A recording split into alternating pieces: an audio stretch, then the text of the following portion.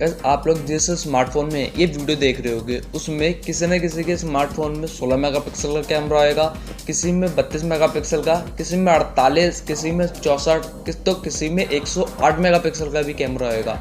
लेकिन खाली यही तक नहीं, सैमसंग ने कुछ दिनों पहले अपना एक ऐसा स्मार्टफोन के बारे में बताया है जिसमें वो 200 मेगापिक्सल का कैमरा डालने वाले हैं। कहीं समझ नहीं आता रियली 200 मेगापिक्सल का कैमरा किस वजह से ये लोग डाल रहे हैं। ये लोग सिर्फ और सिर्फ मेगापिक्सल के ऊपर क्यों फोकस कर रहे हैं। तो जरा देखते हैं कि मेगापिक्सल के अलावा और दो चार कौन कौन सी चीजें हैं जिनसे हम पता लगा सकते हैं कि कैमरा एक बढ़िया है। और कुछ तो ऐसी चीजें हैं जो मेगापिक्सल से भी ज़्यादा ज़रूरी है। जैसे कि आप लोगों ने देखा होगा कि DSLR 12 मेगापिक्सल या 16 मेगापिक्सल का कैमरा आता है और वो 108 मेगापिक्सल वाले मोबाइल फ़ोन से लाख गुना अच्छा है। तो ये सारी कंफ्यूजन आज वीडियो में दूर कर दे। तो let's get straight to the video.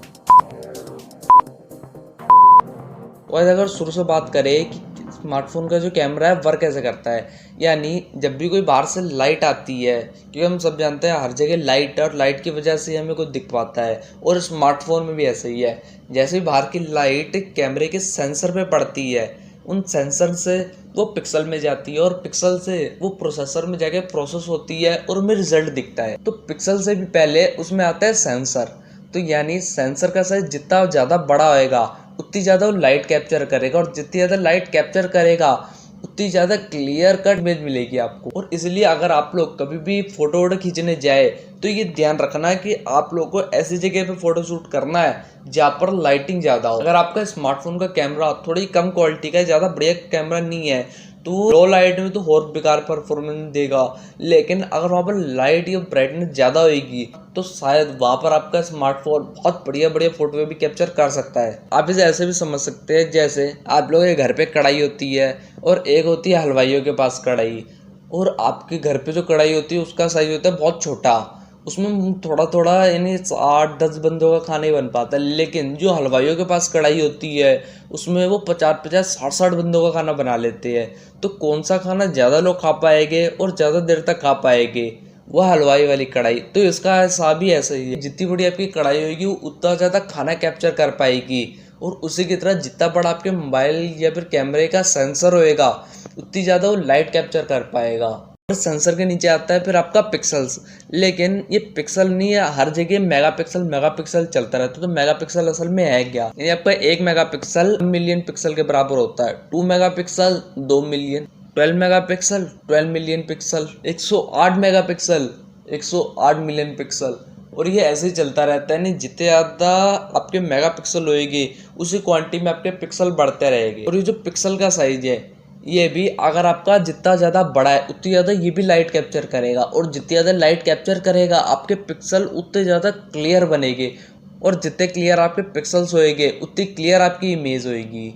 और ये पिक्सल आपने देखा होगा जब भी आप फोटो को जूम करते हैं तो उसमें स्क्वायर स्क्वायर के बॉक्स दिखते हैं और उन्हें पिक्सल कहते हैं।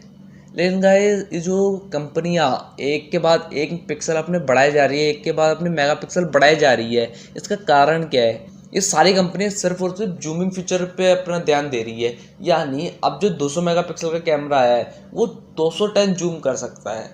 यानी आप लोग समझ सकते हैं कि जितना ज़्यादा मेगापिक्सल होएगा आपका कैमरा उतना ज़्यादा जूम कर सकता है। इसमें और कोई नहीं, इससे आपकी क्लैरिटी का बहुत कम मैटर करता है, लेकिन मेनली आपका जूमिंग का मैटर करता है। तो ये आपने देखा होगा iPhone 12 का जो कैमरा है वो वैसे तो कैमरा बहुत बढ़िया है, लेकिन वो जूमिंग के मुकाबले में बहुत सारे कैमरों से मात खा जाता है। और वो इसीलिए क्योंकि iPhone 12 में 12 मेगापिक्सल का कैमरा है और उसमें सेंसर तो बड़ा है जिसकी वजह से वो फ़ोटो बहुत बढ़िया खींच पाता है, लेकिन उसमें जो मेगापिक्सल है वो थोड़ा कम है, वो 12 मेगापिक्सल है। और दूसरे स्मार्टफोन में 108 और अब तो 200 मेगापिक्सल तक के कैमरे पहुंच गए हैं, तो 12 मेगापिक्सल का कैमरा का उनकी टक्कर ले पाएगा।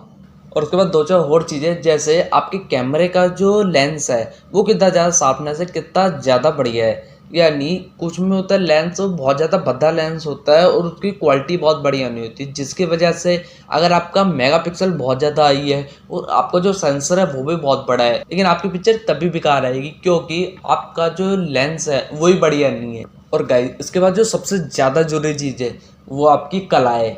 यानी आपकी टेक्निकल स्किल्स, यानी आप कितना बढ़िया फोटो खींच सकते हैं वो आपके अंदर है। इसलिए ज़रूरी नहीं है कि कैमरे क्वालिटी पे डिपेंड करता है। मुश्किल से 10 से 20% आपका कैमरा क्वालिटी पे डिपेंड करता है, बाकी 80 से 70% वो सब आपका टेक्निकल स्किल्स पे मैटर करता है। यानी आप कितनी बढ़िया फोटोग्राफी खींच सकते हैं, आप कैसे खींचते हैं। यानी जैसा आप लोग को इसके बारे में कोई नॉलेज नहीं है कि लाइट में कितनी चाहिए या अंधेरे में। बेकार से कैमरे से अगर रात का फोटो खींच रहे हैं तो वो आपकी फोटो बिल्कुल बढ़िया नहीं आएगी। लेकिन वही अगर आपको थोड़ी बहुत टेक्निकल नॉलेज है कि फोटो किस टाइम बढ़िया आती है, तो आप लोग उस फोटो को दिन में खींचेंगे जो आपको बहुत ही बढ़िया फोटो देगी। तो गाइज आज की वीडियो में मिलते हैं। अगर आप लोगों को समझ आ गया है कि मेगापिक्सल क्यों ज़रूरी होता है और दूसरे क्या एस्पेक्ट है जो हमारे लिए मेगापिक्सल से भी ज़्यादा ज़रूरी होती है, तो गाइज इस वीडियो को लाइक कर दीजिए, चैनल को सब्सक्राइब कर दीजिए ताकि ऐसी नई नई वीडियो आपको मिलती रहे। मिलते हैं अगली वीडियो में, तब तक के लिए बी विद टेक।